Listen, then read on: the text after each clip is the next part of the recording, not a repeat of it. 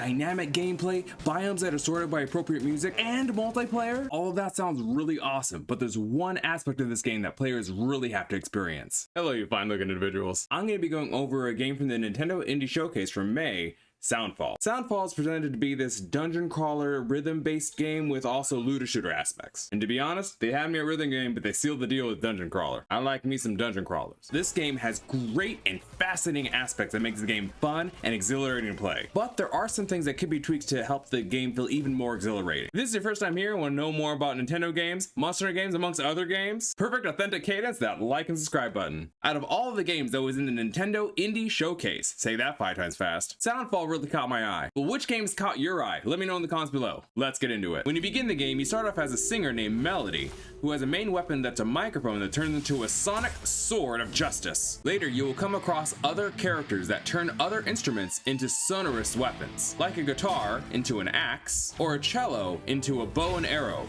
where the bow of the cello turns into an arrow. Each character will share experience, levels, and weapons, so players can pick and choose which characters they want to use without any penalty. And with its many characters, there are a lot of locales and biomes in which to dungeon crawl. Each area has their own genre of music for the most part, like brass in the beach biome, or string sounds in the forest. In addition, this game implements elemental strengths and weaknesses. Each of these biomes spawn enemies of an associated element, and these elemental dynamics help with an engaging gameplay dynamic. The main aspect of the game is to press certain buttons on the beat, or primary beats of the current tempo, to attack and dash at full strength. If players press different attacks off beat, the attack will have diminished attack power. If a player tries to dash off beat, then the dash won't really work, and there will be no frames of invincibility, leaving the player vulnerable. So, staying on beat is very important for players to progress in Soundfall. If players need additional help to stay on beat, there is a calibration function to help sync the player's sound and audio input.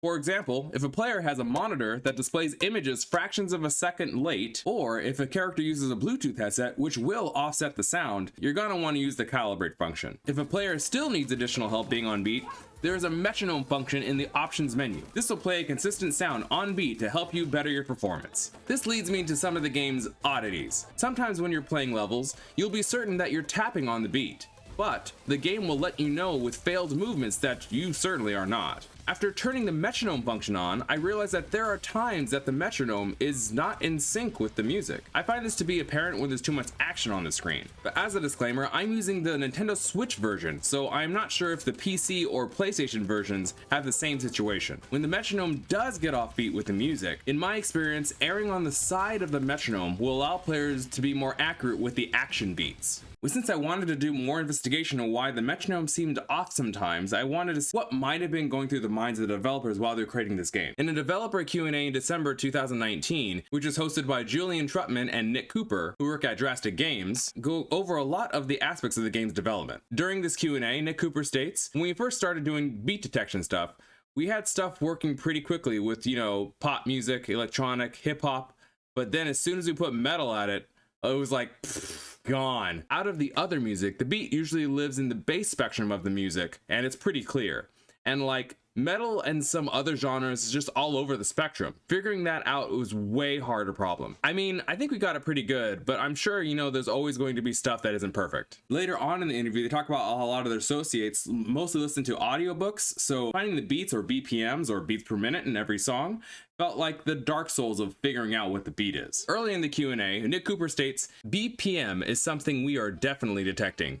It's easier to determine the BPM than it is to detect where the specific beats are. So like figuring out a song is, let's say 140 BPM is slightly easier of a problem than figuring out, okay, this is where the foot tap would actually happen if you were playing a song. Continuing his discussion with BPM identification, Cooper states, it definitely is a piece of data we are using as a part of the process, but it is just one piece of many that are needed. It's way more complicated of a problem than when we started the whole thing. So as a player, this tells me that beat identification, well, I'm supposing it was some type of software that would detect the beat in every song. I'm not sure if that's the case, or they had detected the beats per minute for every song and then just somehow laid it in the proper beats. However, the musician in me thinks that finding the beat for every song and making sure that every beat is just right is paramount for a music game. Music, or Western music as we know it, is organized sound. One of the core fundamentals of this organization is rhythm. And rhythm is organized through beats or tempo, with which this game is asking you to press buttons on the beat. Cooper stated that with metal music, the identification of the BPM, or beats per minute,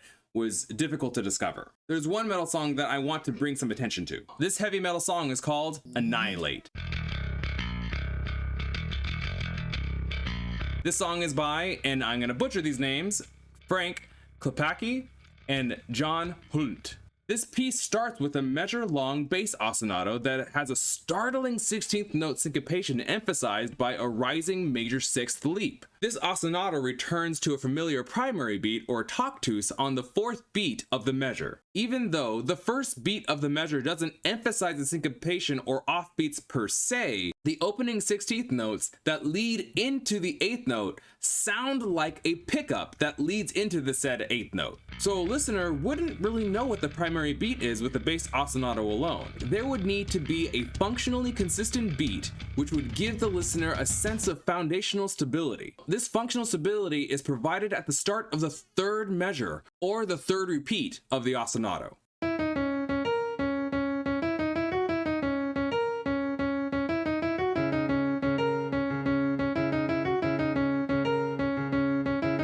Here, the bass drum is being played on the primary beats, revealing the piece to be in 4/4 time, or 4 beats per measure, with the quarter note getting the beat. The beats per minute, or BPM, dictates the tempo or speed of the piece. The bass drum plays the primary beats at the quarter note, which is set at 90 BPM, or a collection of 90 of these beats at this speed will add up to 1 minute of time. The metronome and the BPM marking of the piece is double that tempo, being set at 180, which communicates that the metronome sound is audibly guiding the player with the 8th notes of the piece, which is technically a subdivision of the quarter notes or primary beats. So we're pressing buttons on 8th notes instead of quarter notes. What's the big deal? Good question, because there's some consistency issues. I noticed while listening to the track and the metronome, every time that there is a 9 on the time counter, one of the metronome beats becomes desynced from the piece and then returns back to normal. Here it is at 9 seconds,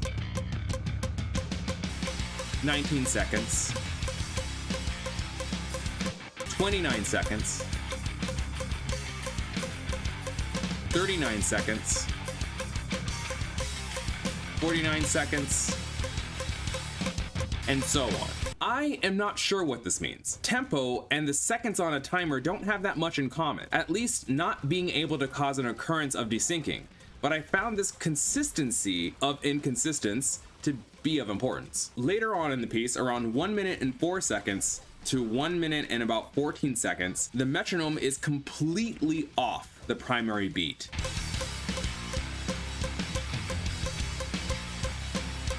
And because I believe the action beats of the game are more linked to the metronome than the music, if a player is relying on the song without the metronome guide, they will be offbeat for an entire 10 seconds of the song, which happened to me during my first playthrough of this level. I wish I knew what causes this, but these metronome inconsistencies happen in very few levels and in very few spots in said levels. The one that stood out to me the most was the song Annihilate that's accompanying this level. With that being said, the song Annihilate will burn your face off. This song is awesome. The presentation of the bass ostinato leads the listener to be a little off kilter the entire time in the beginning. Then that quarter note bass note drives the beat home so you can feel a little more comfortable in this uncomfortable feeling. But after the introduction and the B section of the piece go by, you have this like face melting guitar solo. You have to listen to it. So when it comes to the selection of songs, the developers of Soundfall really know what they're talking about. Seriously, the music selections on Soundfall are probably some of the best aspects of this game. There are so many different tracks, from funk to rock, from electronica music to string music to death metal to R&B. The selection is amazing. And as I said before, each of these genres are set to certain locales. And personally, I think it's a really nice touch for consistency of presentation and gameplay. There was one artist that I'm so happy that this game introduced me to is Vincent Vega. He has 2 songs in the beach biome and I love it. One sounds like Michael Jackson's Thriller, and it just has like this Jamiroquai-like R&B funk type sound music. Oh, like I gotta buy his stuff. Vincent Vega, I'm buying your stuff. There's one portion of the game that I would really like to try, but unfortunately I'm just not able to because I don't have any friends. who have this game, that is. According to that Q&A, Trutman stated, co-op is something that is very important from the get-go. Trutman really wanted two people who are playing the same song will be playing on exactly the same level. If they're able to do this, which is over an online connection, they have two people on two separate locations playing a song flawlessly together, that's actually quite a feat. As stated before, staying on beat is of utmost importance to this game because it's a music game. So if multiplayer is able to have the players move simultaneously without any type of lag, then multiplayer would be absolutely amazing. Would I recommend this game? If you like a huge assortment for your music games, then yes, pick this up. If you're into dungeon crawling, yes, it's more of a shooter, but it does have like dungeon crawling aspects to it. I streamed this game on my Twitch channel and the publisher came by to check it out. They seem to want to continue tweaking this game to help create a better experience for its players. So if you have constructive ideas, go ahead and let Noodle Cake Games know on their Discord channel. My progress on the game, I haven't quite beat it yet. I'm enjoying this game a lot so far, and like every new level is like a new flavor of music. I'm really enjoying it. For those of you who stuck around, I'm guessing you're into music games. And if you have a favorite music game in mind, let me know in the comments down below. I really want the community to know. Now, a video right here if you want to hear about music from Monster Hunter and other games. Thanks for watching another Poogie Boogie video. Stay healthy, stay strong. Catch you next time.